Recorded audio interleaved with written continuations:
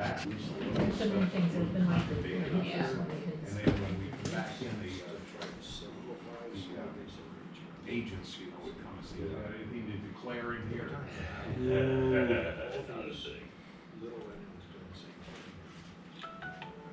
you got three of us here, we're good. John Gallon's gonna be late. Greg's not coming. Well, I think that's it. Hey, I can't call you from my personal phone because I have no Oh, John. So I'm just gonna put you in the middle of the table. Sounds good. Are you gonna do roll call or do you need us to do that? Oh, if you guys wanna go ahead and do that. Melissa's feeling a little under the weather, so she's participating via phone. Hello, Melissa. Well, morning, Melissa. Good morning. Melissa, can you hear us at the other end of the table okay? I can, yes. Okay, just making sure. This new thing you looked at, the virtual thing that we're looking at. For text mic, yeah, or for in the room? I missed the first part of your question. The thing that you're looking at, does that allow people to call in then too? Well, I mean, it's like Zoom, so it's a hybrid Zoom in-person meeting. Okay. All right, it's 8:01, let's get moving. It's called the Finance and meeting. So order. Who's doing roll I'll do roll call. Steve Berner, call? Here. Tom Mole, Here? Keith Durr, Here. Bill James, Here. and John Gallen is absent, and Greg Portner is also absent. Okay. Is there any public comment? Go for it. Hi, Jen Reimer. It's about agenda item 11, which is the citizen request, which was mine. I just want to clarify, because what was brought to you isn't really what I requested. What I would like to see for residents is to have committee reports, committee minutes posted on the website. They do not need to be draft copies, I think that's too much work for you as council. I would expect those committee reports to be posted after they're all approved at the council meeting. But I would like a separate request to consider posting council minutes as a draft form, maybe a week or so after the meeting, in which case the secretary has gotten them written up. She's likely sent them all out to you.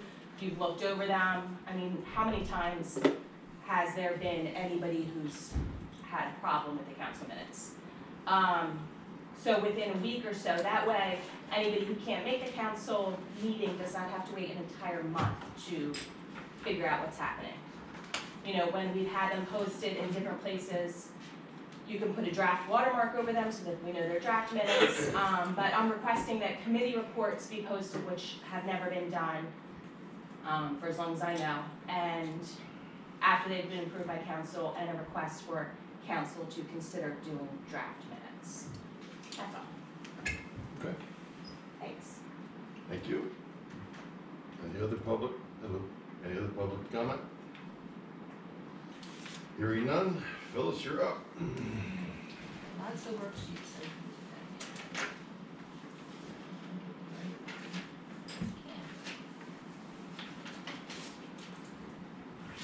Right, looking at November results. Cash and investments at the end of November totaled $10,562,000. That is a decrease from the end of October of $297,000. As expected, November is typically an off-cycle month in terms of tax collection as well as utility receipts. No budge on the interest rates. I haven't heard anything of any improvement. Total pending reimbursement from DCED for the 4th Street extension is an even $200,000. That represents the balance of the available grant.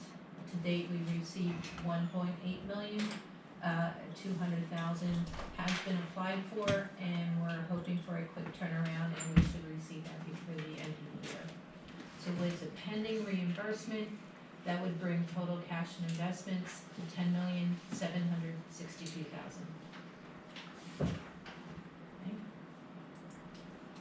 Looking at the actual November results, transactions of note include the final reimbursement from Benecon for the 2020 excess of $62,000.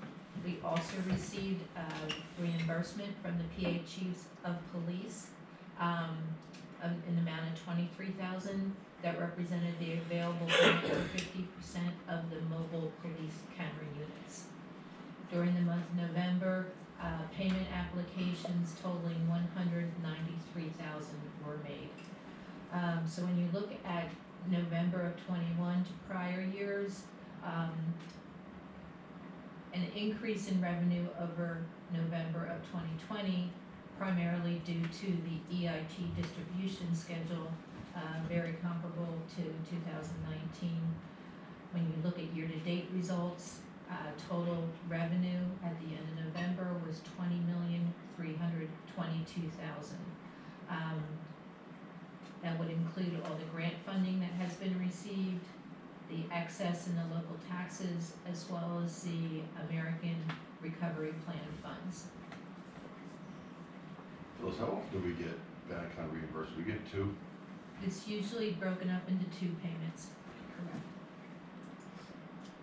We look at expenditures for the month of November, totaled $1,419,000, very comparable to 2019, more than 2020 when there were not capital projects occurring. Year-to-date expenditures total $18,777,000. Again, more than 2020 because of the capital projects, very comparable to 2019.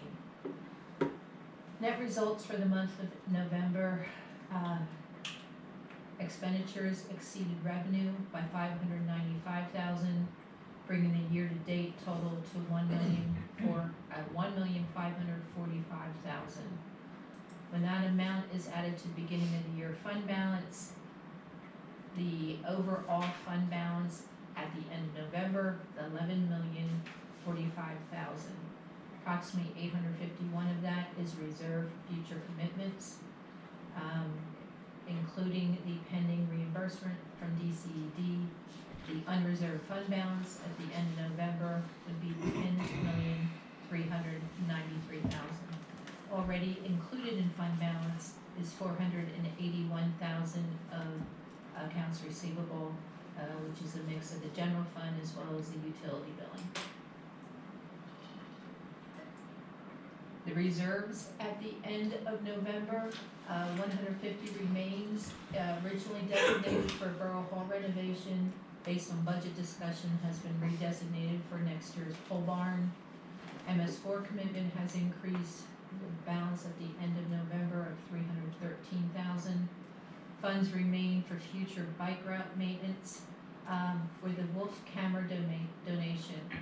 During the month of November, $6,900 was spent for peripheral equipment to support the cameras, and the reimbursement of $23,000 from the PA Chief of Police brings the end of November reserve balance to $24,000, which is reserved for future camera cost maintenance.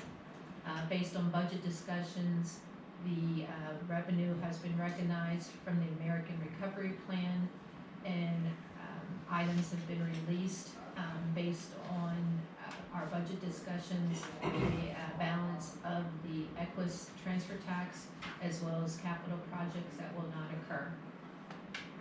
So for next year, we're just getting rid of all this stuff, right? Yeah, yeah. I'll condense all the columns, Yeah. you know, to start the new year.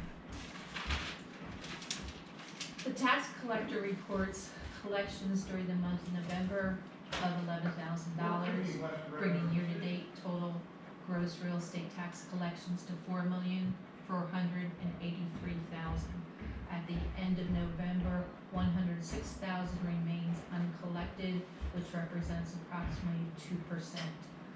The entire amount, the $11,000, was received by the borough from the tax collector during the month.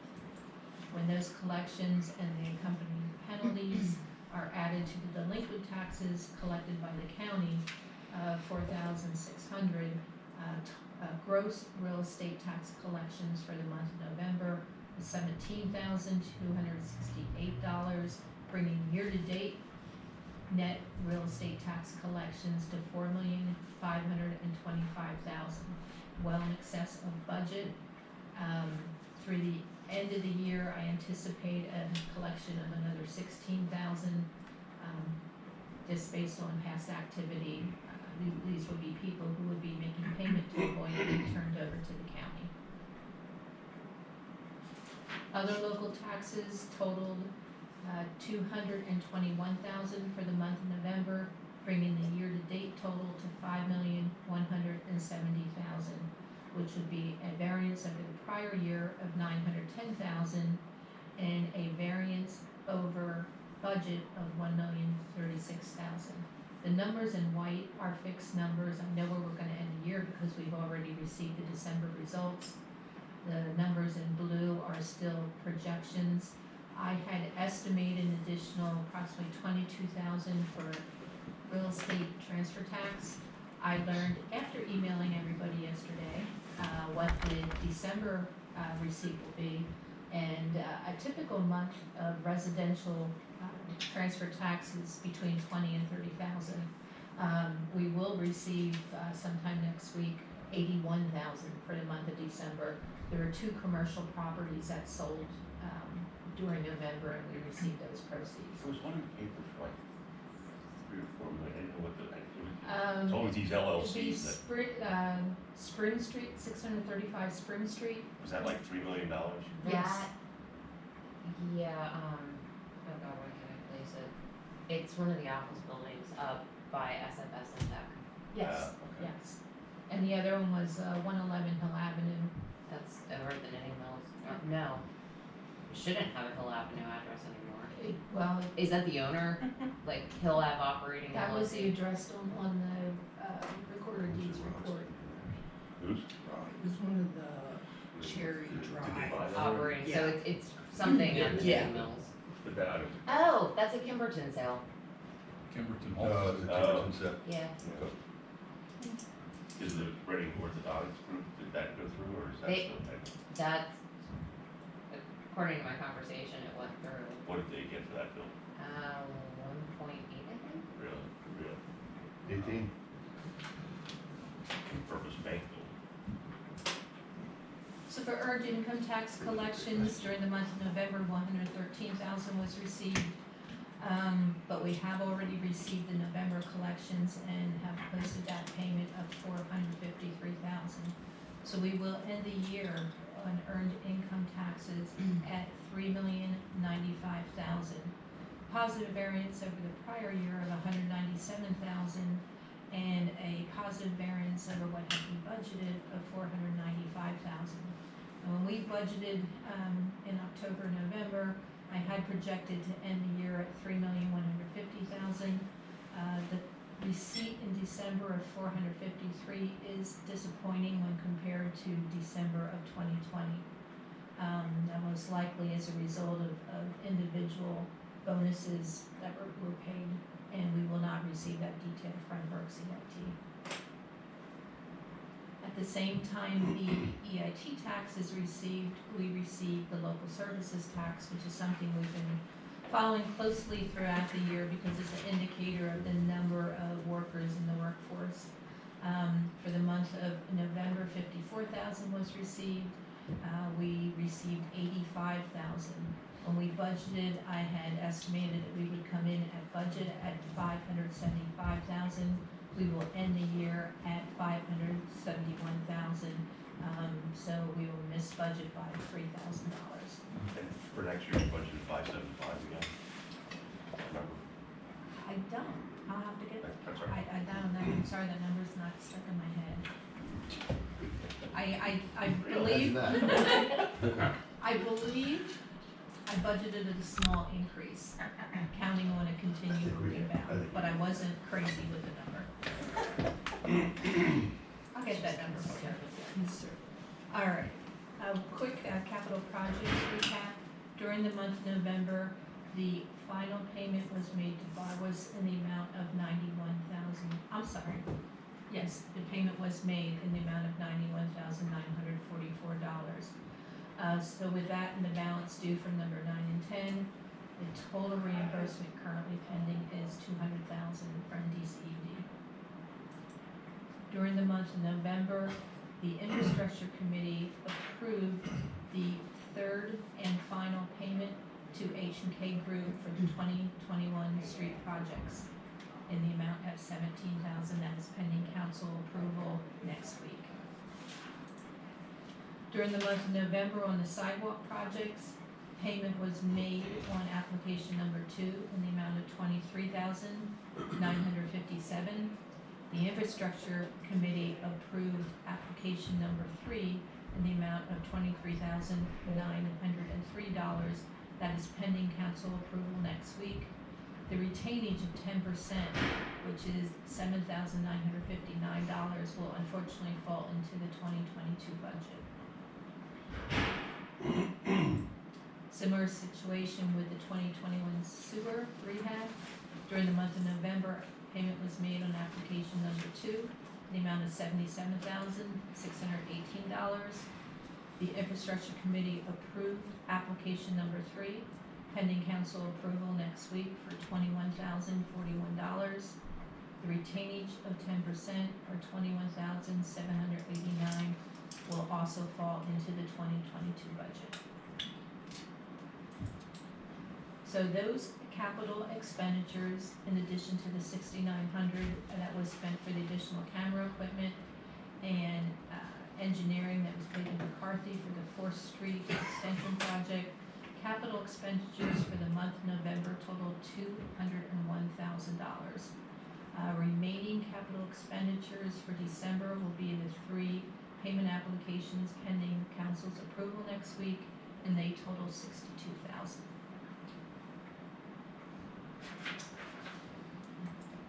So with all the information available, with November results and the tax receipts received thus far for December, I have revised the year-end projection. This was as of yesterday, but excluding what I learned about transfer tax at like 4 o'clock yesterday. Revenues are estimated at $21,908,000. Expenditures are estimated at $20,722,000. So we will most likely end the year approximately $1,186,000 addition to fund balance. That's $53,000 more than when we budgeted in October and November. It is a positive variance over the budget of $2,662,000.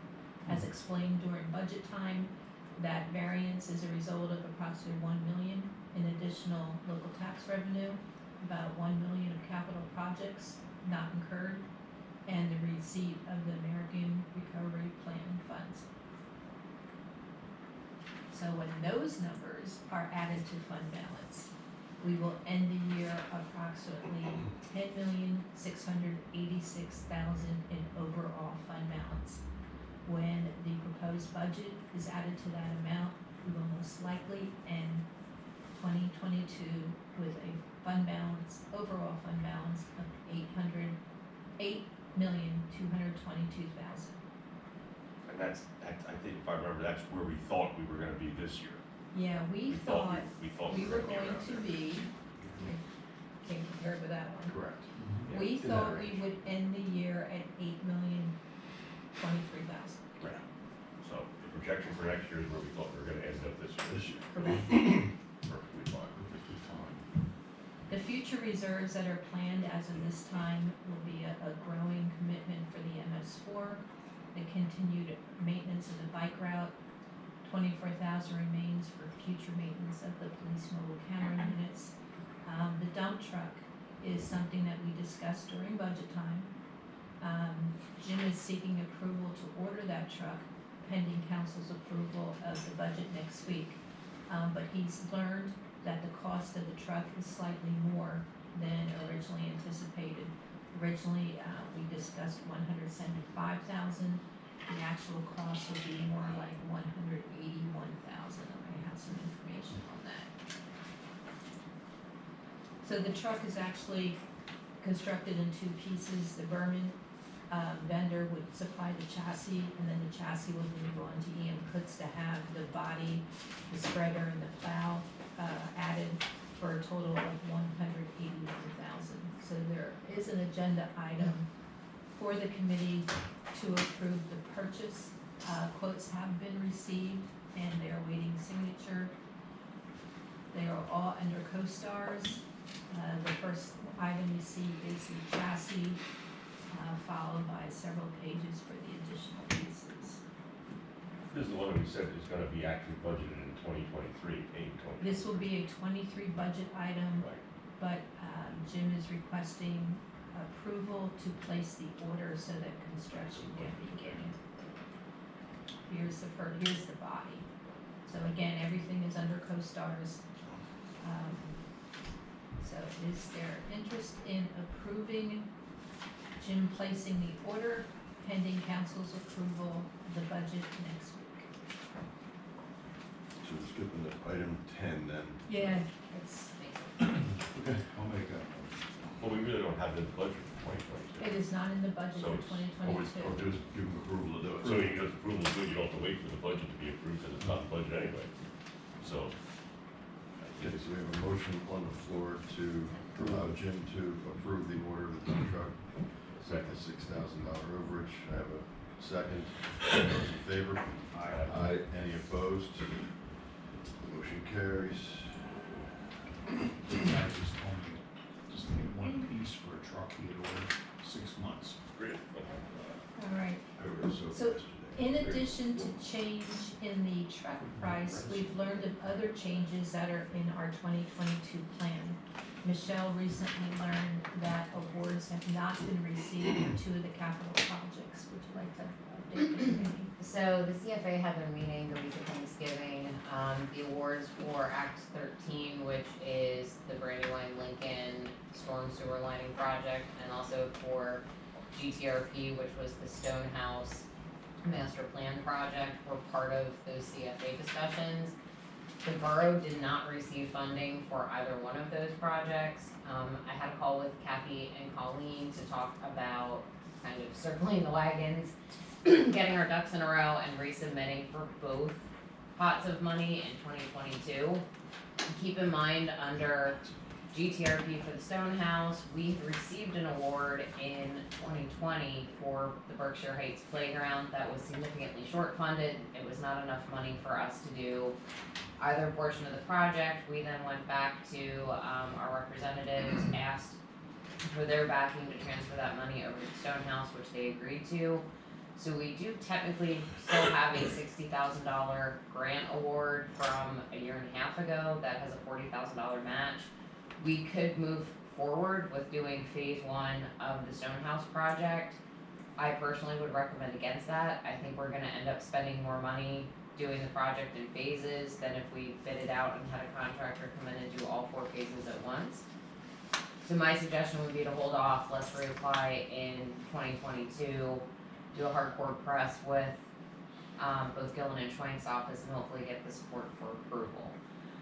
I also found out on Monday, as I'm sure you all did reading the Reading Eagle, we did receive $1 million for the Public Works Garage. Now, before the RFP awards were announced, I had a conversation with Colleen and Kathy about 3 weeks ago, explaining what happened with putting that project out to bid, that it came in $2.5 million over budget, that even if we got the full $2 million that we were asking for, we'd still be, significantly short funded in doing the project.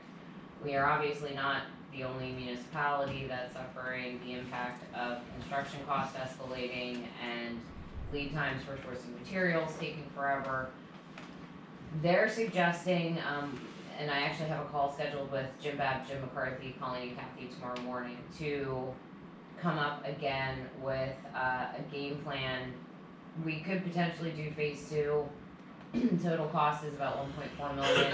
I would also strongly suggest against doing that. Phase 2 is renovating the existing building, and the guys would have nowhere to work while that's taking place. Jim did talk to Jake, who is the lead mechanic over at the Public Works Garage. He came up with a suggestion for, a portion of the garage bay area that could be done without impacting the space where they work, so that would potentially be a possibility. Or the point of tomorrow's conversation is to talk about going back for RFP funding, which that program opens again in February of 2022. Go back, have the conversation again with the legislators that have a say in it as to why additional funding is needed.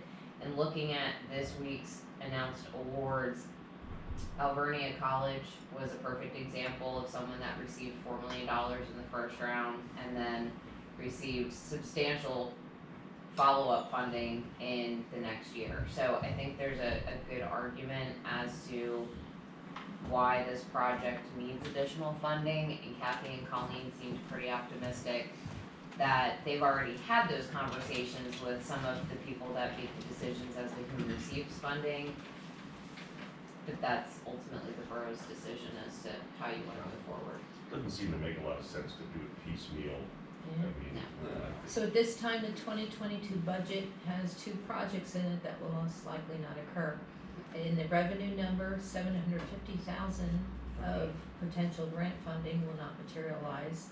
And on the cost side, $1,078,000 will most likely not be incurred.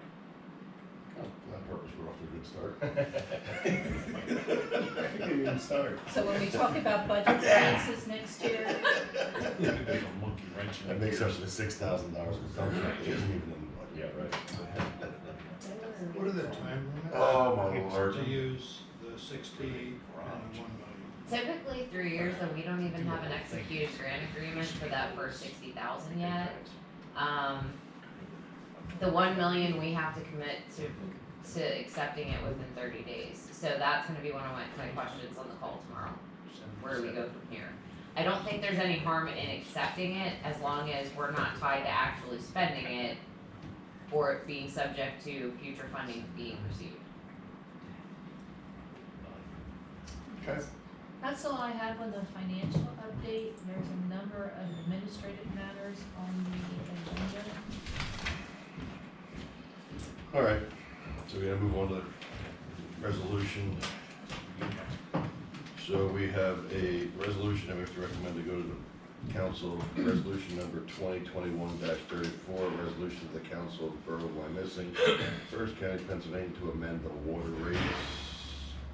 Just need a motion to move this on the council, is that correct?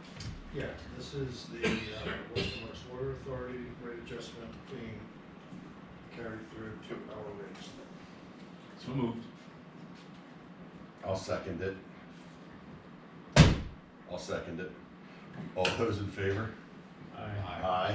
Any opposed? Hearing none, motion's carried. We also have resolution number 2021-35, a resolution of the Borough of Wyomissing to revising and updating the borough's fee schedule. This was needed for 2 reasons. One, Kraft for the first time in 10 years nominally updated their fees. Now, these are the fees. I'm sorry, say that again. I said this resolution is needed for 2 reasons. One, Kraft Codes Right. nominally updated their fees for the first time in 10 years.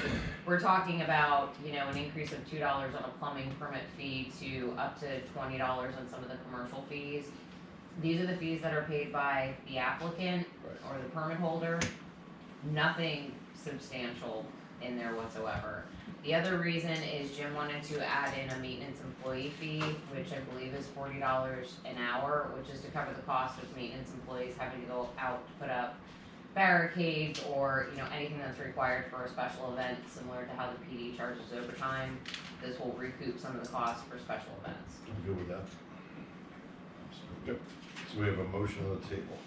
So moved. Second. Okay. We have a motion and a second. All those in favor? Aye. Any opposed? And moving on to council. You wanna talk about the HRA policy? Yes. This one? Oh, sorry. Yeah. Great. So this is coming out of the discussion of switching from Take Care Wage Works to Benetcon as the administrator of our HRA card. Is looking through some of the outstanding balances that were left over and things that are going to have to be communicated. Moving forward with some former employees or employees that are choosing not to participate in the health insurance plan. Between that and just cleaning things up moving forward, we thought having an HRA card policy in place would be in everybody's best interest. I wanna give Melissa credit that, she did 95% of the legwork on putting this policy together. Her, Chris, and I had, I believe, 2 meetings to go over this and some other policies. Chris has vetted it and made a few minor adjustments, and we're recommending recommend council approve this. Okay, I read through this, I see HRA policies all the time, it's fine by me. So, I'll make the motion to approve the HRA card policy and move it to council. Second. Okay, we have a motion and a second, all those in favor? Aye. Any opposed? The ayes carry. Good job, Melissa. Thank you. You're welcome. She's hiding in there. She's under the table. That's scary.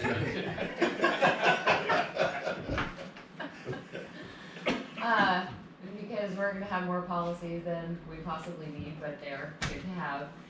You're all aware you approved for the draft 2022 budget, purchasing iPads for the use of council and the mayor at meetings. Again, never hurts to have a policy that spells out who's responsible for what it can and can't be used for. So again, gotta give Melissa credit, she did all of the legwork on drafting this and putting it together. Again, Chris and I had a meeting a couple weeks, no, actually 2 weeks ago to go over this. Chris vetted it, I think made 1 or 2 minor changes to it. So requesting a motion to recommend council approve this. So you're still gonna email all the same stuff out, Yeah, so what's, You can go to your laptop now, or your, but it, well, but can it also still be, is it also gonna be transmitted the way it is now? yes, it's all gonna be electronic, it's actually gonna be though through SharePoint, so we're gonna send you a link to SharePoint that you click on and it opens the entire file document But I right can do there. it on my big screen in my office. Could if you wanted to, yes. I mean, the point is, these iPads are not gonna have a ton of storage on them, so we were trying to give you an option via Wi-Fi that you can get the documents, but not necessarily store them. And then this policy also spells out, you shouldn't be using that iPad for personal reasons. If you damage it, destroy it, lose it, you're responsible for replacement, repair costs, things like that. But we'll still get it the way we get it Yeah. now, cause I We're store it not- on my computer, We're not printing anything for you, it's all gonna be electronic. but I can print it from my, If you I'll choose to. still get an email with all the same attachments, so I can download it and do what I want. You're gonna get an email with a link that will send you to where the PDF can be downloaded. and then you'll be able to get it up on your screen. Yes. Barney Rubble. Are you using like a board portal for that? This SharePoint. stone is- Which is an Don't lose your existing iPad. software program the boroughs had and vastly underused, other than the police department. So when we talked through with Link Stratix about the best way for distributing it, they actually recommended you already have SharePoint, you might as well use it. So the only question I have for this, and I read through this last night, it's easy to fall asleep reading that. You're welcome. Thanks. The people who are not on council or not the mayor, but are on committees, such as John, they'll still get, how will they access the, And we can still email the information out to them the same way we would. But you This could is, also link to SharePoint. you could, yes. The biggest inconvenience about SharePoint and those kind of things is you gotta log in to get to the PDF, but then you're in. You can do whatever you want. And the archive that goes. Yeah, and there's an archive, so you don't have to save everything, it's all there Right. for you. And I can do that from my regular computer. We'll walk do you it for through your it, regular Keith, don't computer, and worry. you can still print it off, and you can still write on the pieces of paper. It's an iPad phobia. No, it's just too small, it's like a big screen and I agree with you, it's just too small. there'd be something. I like holding There'll be stuff else paper to when write. I'm Yeah, at a council I need to meeting print off reading one or two reports. sheets here and there. Okay, do we have a motion to approve the, I'll make the motion to approve the iPad policy. Is there a second? Second. We have a motion on the floor to accept the iPad policy as written. All those in favor? Aye. Any opposed? The ayes carry. Who's gonna make sure Woody keeps his charge? Peggy, All right, we already, My cell phone. I know. Bill, we already covered the dump truck policy. So moving on to draft meeting, we're gonna go to number 11. That's on number 11, Michelle. sure. Posting of the draft meeting minutes to the borough website. So to respond to Jen's comments, I'm actually glad she said that because I think what she's requesting, we can accommodate. Our concern was that draft committee, board, whatever meetings, we're gonna need to be posted on the website in advance of council formally approving them. It sounds like you want, once council approves them, you want those approved committee minutes available on the website. Yeah, I don't expect you to post them when they're approved by council. I just think That's easy. sharing committee reports with residents is necessary for transparency. That's super easy to accommodate. We're gonna have to build it out on the website. We may have to purchase additional storage because we're already very short on storage on the website, but we can work through that.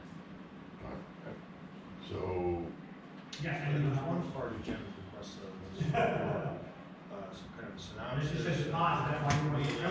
Yeah, separate request would be draft minutes for just the council meeting, not for the committee So meeting. that's a piece of this that is a little different.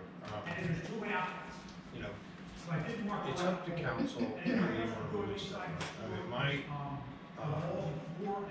typical concern about this kind of request is that until it's approved by council, it's subject to change and you can get misinformation distributed. But I also agree with Jen that, it's very rare that there are revisions to the draft minutes. So that's, I agree with Michelle that posting the already approved committee meeting minutes is really not an issue at all. If you have capacity to administer that, I don't see a problem with that. But the draft minutes of council or something like that, that's something you need to consider. So why don't we recommend to council that the committees. committee minutes be starting next year, put on the website, and then ask the rest of council what they We'll work on the yeah, other stuff. Well, is that a motion? Is that? did you I'd make make a a Draft, I just have a question. The draft minutes are approved at the next meeting? Yeah. Correct. Okay. So we would then post them after they would be approved? 'cause- Yeah, it's just a matter of saving 2 or 3 weeks or accelerating the time at which the public would have access to council minutes by 2 or 3 weeks. Right. Okay. So we have a motion to make the committee meetings minutes available on the website. We have a motion, I'll second it. All those in favor? Any opposed? The ayes carry. We'll work on the council stuff. Them too. Okay. Text MyGov. Melissa and I, right after the budget was approved, were contacted by a company called TextMyGov. We had a conference call with them, did a test text, which you can see, this is a screenshot from my cell phone. How this program works is a borough resident would text a number, we can request input on what that assigned phone number is. This is the auto response you'll see. So I text hi. This is the auto response. Thank you for contacting TextMyGov. In our case, it would say, why I'm missing Berks County. There's the option for Spanish text, and then it gives you the option to report issues. We can customize all of the verbiage that pops up. So in this case, I was pretending to report a pothole. It asks the location. I report it. It asks for my name. It asks me to upload a picture if I have one, or text done. You can also, there was an example of somebody was looking for a dumpster permit. In that case, it sends you the auto link to the borough's website, exactly where that dumpster permit is saved, that the person can download it. What happens is, in the case of the pothole, when I said done, if I had uploaded a picture, both that old text conversation and the picture are sent to a website that we log in, we borough staff on the back end, log into and then pull a daily data report of everything that came through that needs follow-up. So whether it's snow plowing, pothole, tree branch down, trash not picked up, you name it.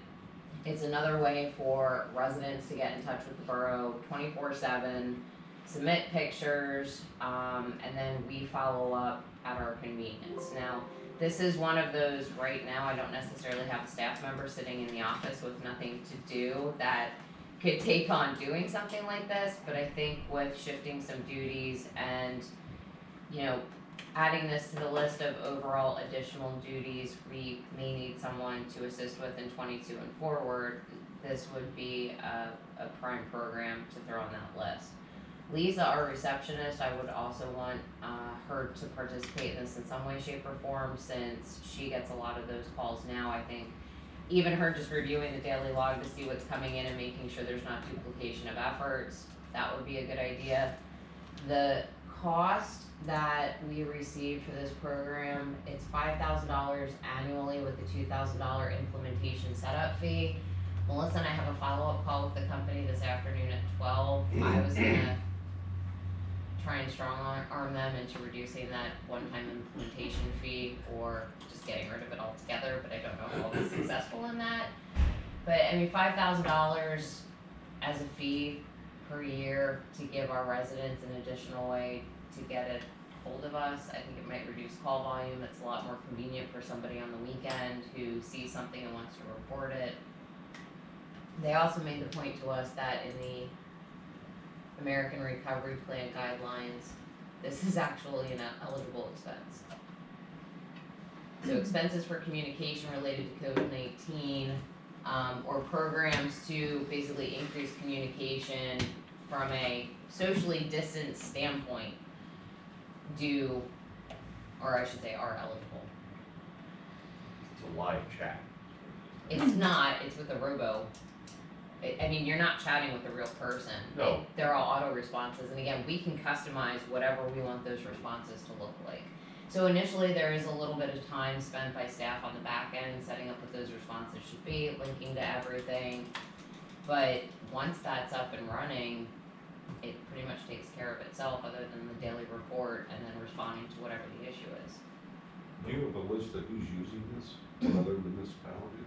I don't believe he provided that, but I can get that from him on our call at 12 o'clock. Nothing wrong with being the tip of the sword once in a while, right? No, but, you know, if somebody else has them, just, hey, what do you think?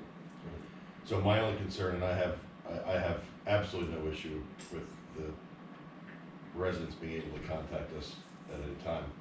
I could just envision when I've walked my dog the last 2 days, is one person yelling at me because the borough trees are blowing onto their grass after they paid someone to.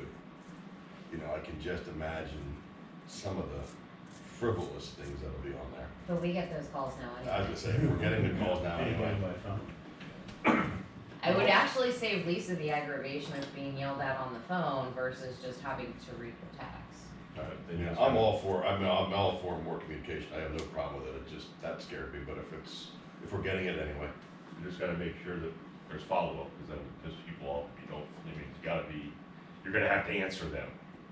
Agreed, and I think that's where I would want as part of that final auto-generated response, there to be some, thanks, your report has been submitted, someone will contact you within 1 to 2 business days.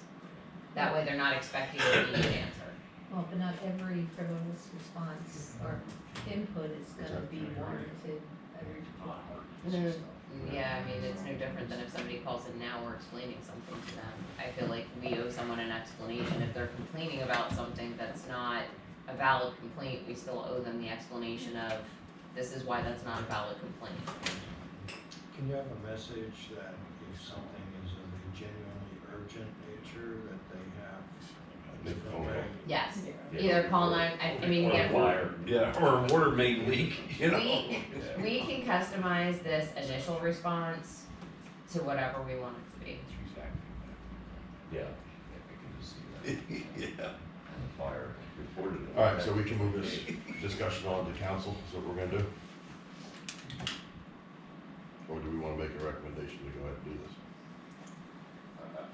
I think we gotta have a discussion with council Yeah, and the future council. and let them more thoroughly vet the process and the cost and so on. Do you want me to leave this on the agenda for January? Please do. Okay. Can I add that, as Michelle indicated, this may be covered under the American Recovery Plan funds. I participated in the Albright webinar that was held on, I believe it was Tuesday, November 30th. And another project that we have planned, which is a digitizing of the borough records, which was very costly, and we phased it to just address the critical needs. That may also fall under a qualified expense, because we will be making borough records available to the public without the need for them to come into Borough Hall. So we'll be not only providing information electronically, but promoting social distancing. What did we approved the phase one, we broke that into phases, right? Yep. And we have phase one in next year's Budgeted, budget. yes, Which is about $100,000. correct. But we may be able to earmark the second trench of The dollars. balance of the second tranche. Yes, it's a possibility. Does that mean we'd be able to burn all the stuff into the Goodman barn? Burn? I mean, Destroy it? yes. The Goodman Barn, I think, was either on the tail end of phase one or part of phase two. My concern Time is, for somebody to use that building for. my concern is everything that's in the basement, which is all of our historical permit plan files going back to 1906 that are starting to literally crumble. Like, Sure. you pick them up and unroll them. Yeah, that makes sense. I'm worried about losing that. So basement areas were, I think, the primary focus of phase one, but I think the Goodman Barn might have, that was my next area of concern, just because of not being climate controlled in that area. Has that been contracted? Do we have somebody to do it already? Yes, Bill was kind enough to give me the name of another company just to get a second price quote from. That other company was not a member of CoStars and actually said the quote we got from Scantech was extremely competitive. So they did offer, the other company did offer a lower price to do the rolled drawings, but after talking it over with Bill, even at their lowered price, it would still be over 20,000, which is the threshold for bidding. They're not a member of CoStars, and I have significant concerns about breaking the project up amongst two firms, that it just made sense for a savings of less than $5,000 to stick with one company.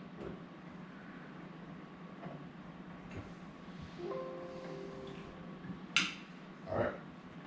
I just envisioned, I just saw a text coming in, I just saw someone driving down Reading Boulevard at 42 miles an hour. I just see it coming, because it's easier to text than it is that, but we'll run with it as we can. Okay. Moving on, the Greater Reading Chamber Alliance in-house supervisor training.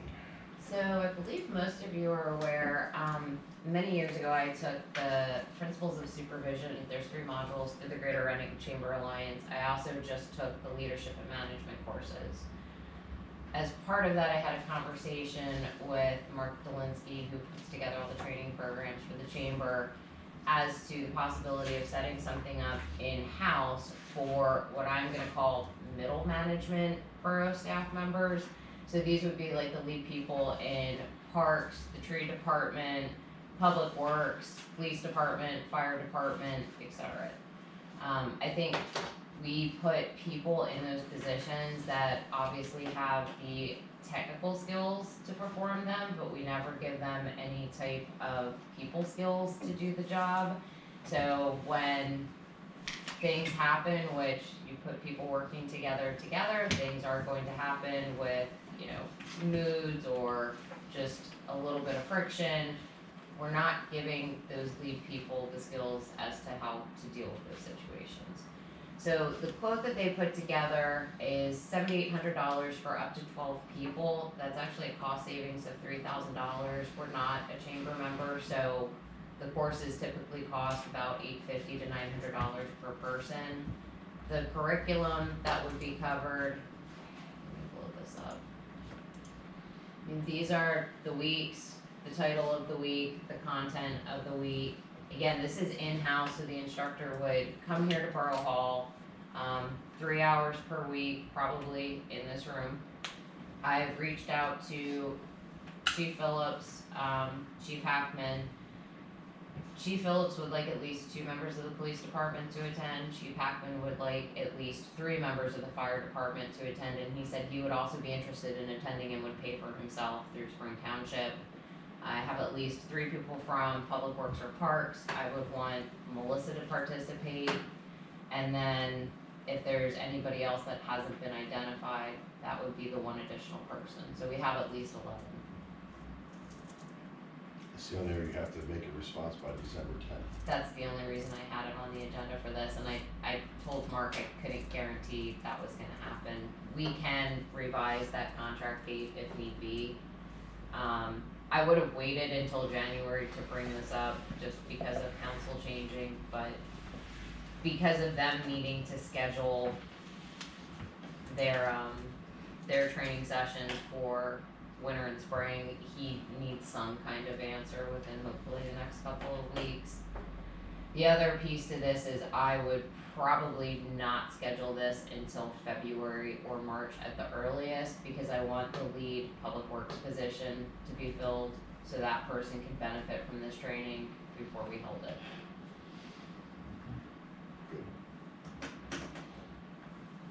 John, I don't know, I know you have experience with the chamber. We've been sending a lot of our people to the training, and it's been very well received by them. They've enjoyed it. And my son was at the same session you just did. He right? took the management course with me. So I think it's very, what they're putting out is it's good quality. Okay, any other questions? So you need a motion from us to go ahead and move forward, right? Preferably. I'll make that motion. Okay. Second. All right, we have a motion and a second to, I lost my number, to approve the Greater Reading Chamber Alliance in-house supervisor training for a total of $7,800. All those in favor? Aye. Any opposed? The ayes have it. Okay. Child abuse clearances. So something that came up in discussions with summer staff and getting them on board is the FBI and child abuse clearances that are necessary. I reached out to Chris because I wanted some background information on when those clearances are required. Looking through state law and other regulations, we both feel that it's in the borough's best interest, anyone who's having interaction with a minor, whether it's, for a short-term period, like when they come in here to Borough Hall to submit paperwork, or possibly longer, like our rec board members that are participating at events like Spooky Hollow and maybe working with minors to set up props or activities, should have their clearances. I don't know if any of you saw the article in the Reading Eagle prior to Thanksgiving about the City of Reading Recreation Commission, their rec director being sued for an incident that happened last year, but to me, this is something we need to have in place, better safe than sorry. Yeah, I concur with what Michelle has just stated.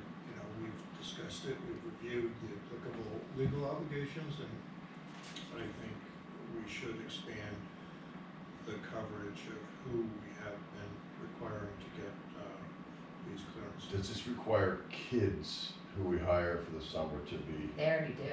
that they're doing Yeah, already? if you're working for a playground or pool and you're under the age of 18, So we're just expanding it to the adults that may have contact with those kids? Yeah. Okay. Yeah, absolutely. To give you some perspective, when I was coaching youth stuff, whether it's baseball, basketball, whatever, softball, I had to get those clearances to do that stuff too. So I think we have to do this. We already have several teachers on the rec board, so they already have them. Yeah, I get mine because of football. I get cleared every I guess it's every year. 5 years, It's well, every 5 years, right, fingerprints every 5 years. yes, That's right, I gotta do the cardiac stuff every year, okay. Any Different. adult that's borough government that's come in contact with children. Yeah, we got, yeah, we got, Necessary. and we now have a student advisory board that's part of the rec board, and they meet quarterly before the rec board, so there's bleed over in that, you know, they're here in the building prior to that meeting, and then they participate in the rec board meeting. all right, so we need a motion to approve child abuse clearances to extend to some of those people who are using borough facilities and doing borough activities, you know, who aren't already covered by the policy, so I'll make that motion. Second. Okay, we have any question on the motion? All those in favor? Aye. Any opposed? The ayes carry. Marketing and community relations. This was a popular topic during the election, and I watched the forum over at the library. There was a lot of discussion as to getting more information out, being more in touch, having some type of community relations director. We do it to some extent now with the website. I think TextMyGov would be a little additional piece to that. But in looking at future structure of administrative staff, I need a little bit more input as to what finance and administration, and council would like that to look like. You know, is it a full-time job? Is it just 20% more effort than what we're doing now? What is that 20% more effort? But I need to be able to accurately assess how much time is that gonna take out of someone's schedule, and what it is you're looking for.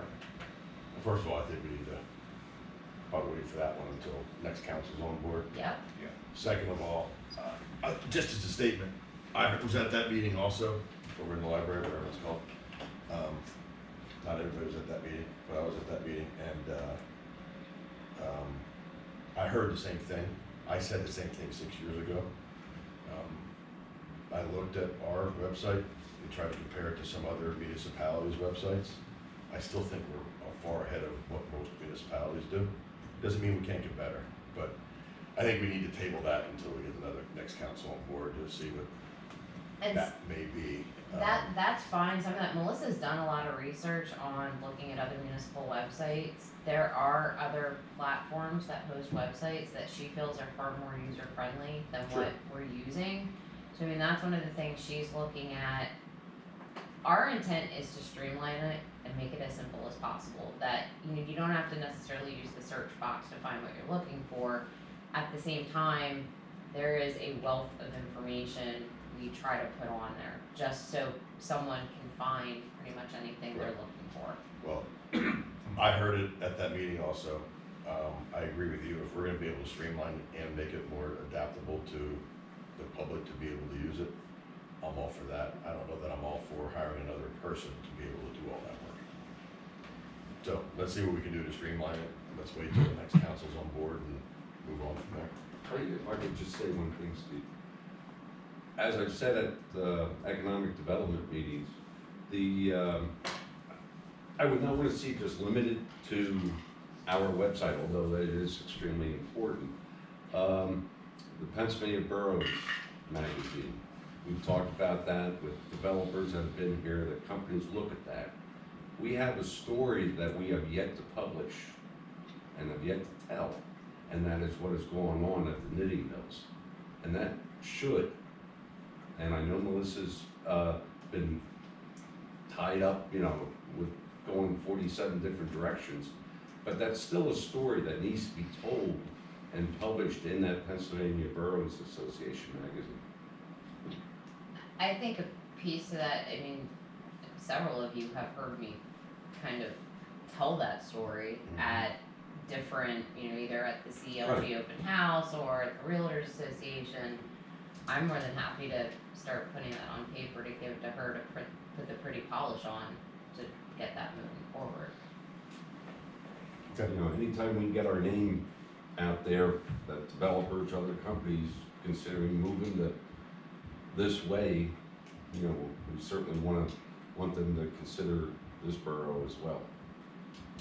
as far as the amount of time Melissa has to spend on this stuff, Jody did have a good suggestion about talking to the high school about maybe an intern of some sort to help with some of this website stuff. I've reached out to them actually, and I brought that up at the last town and gown meeting. I mentioned it and I get no follow-up from the school district. That and we've had interns before, and Jordan, was Rob's intern 2+ years ago. He would come in for an hour and then we'd run out of things to The give problem is him. a high school kid, they wanna be here so long. Yeah, and during a certain very specific time frame, which is typically in the afternoon, and, you know, the problem with that is we have a lot of our committee meetings in the afternoon, so she's gonna be tied up and not necessarily be able to work with them.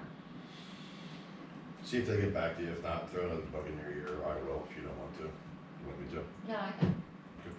And, but, yeah, it's gotta be within reach. It's a great idea, it's just a matter of how quickly can it really be. But then again too, you still need to put together your master plan for next year for what your structure is going to look like. And because don't try to do it with the staff you have.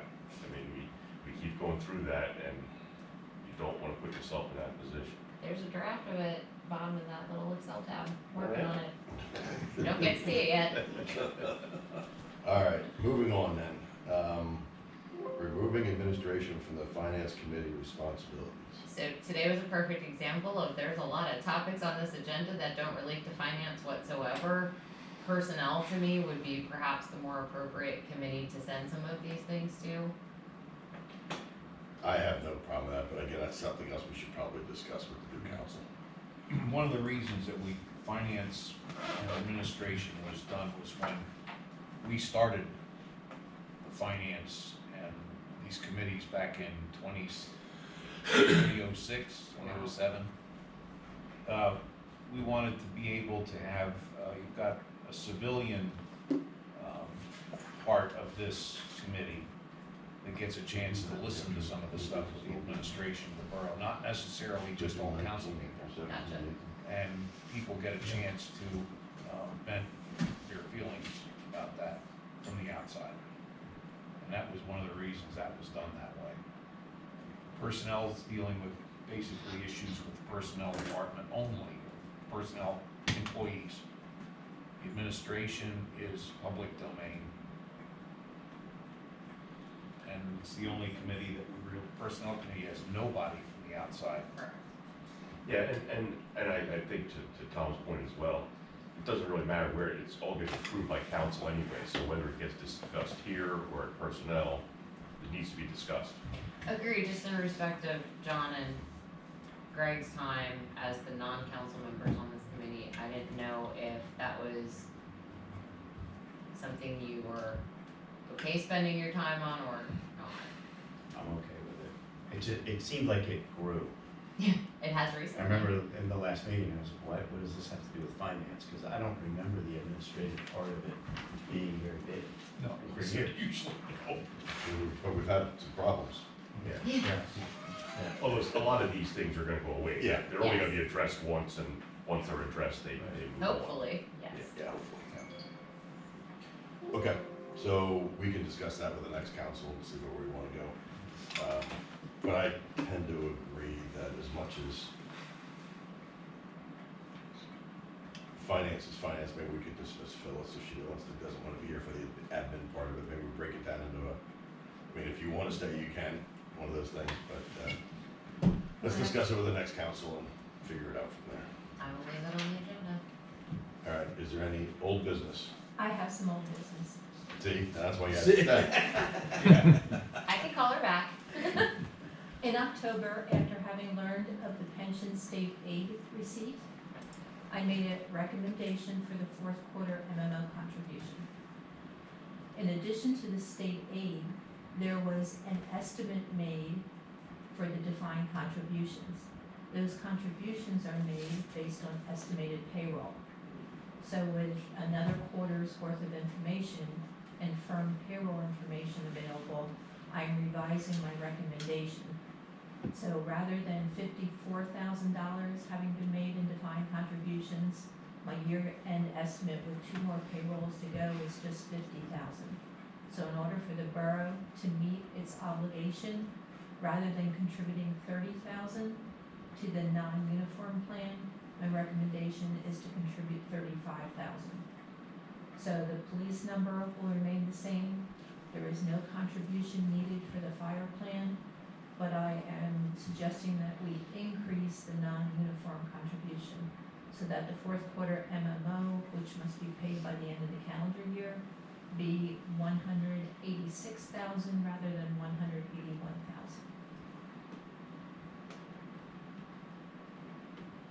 Any questions?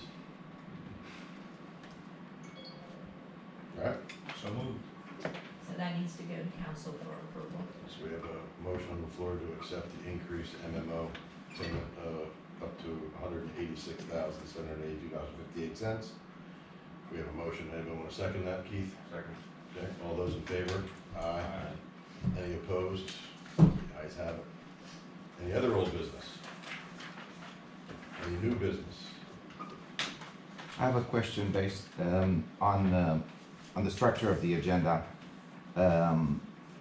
Non-agenda items, public comments, are they at the end or just in council meetings? Or, yeah, actually, I was asking.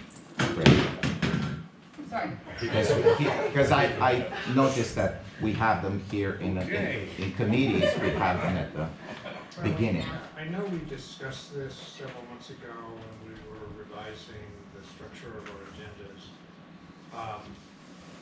I know, and I don't remember specifically what we talked about with regard to the committee agendas, but I do want to say we want to make sure that the public comments at the committee meetings are germane to the subject matter of the committee, and that only at the only at the council meeting do we have discussion of a broader range of topics. But provided it is a comment based on admin.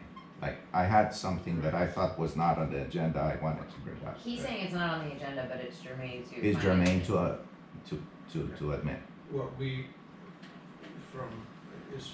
again, I don't remember specifically what we discussed about public comment when we set up the new committee agendas, but my opinion today would be that we should accommodate public comment on subject matter germane to the business of this committee, and if you have something that goes beyond what is already listed on the agenda and therefore not covered in the public comment at the beginning of the meeting, we should, as a committee, accommodate that. It's just shortly then, and thank you.